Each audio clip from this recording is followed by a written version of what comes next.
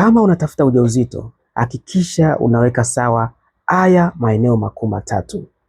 Jambo la kwanza, hakikisha usiwe na maambukizi kwenye via vya uzazi. Hapa anamaanisha kuwa na PID, kutoka na uchafu usio wa kawaida, miwasho au harufu mbaya. Hili ni tatizo ambalo linaweza likaathiri uwezo wa kupata ujauzito. Na jambo la pili, hakikisha homoni zako ziko vizuri.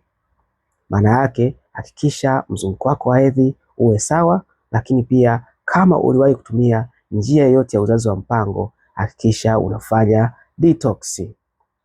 Na jambo la tatu, hakikisha unapata ute wa uzazi.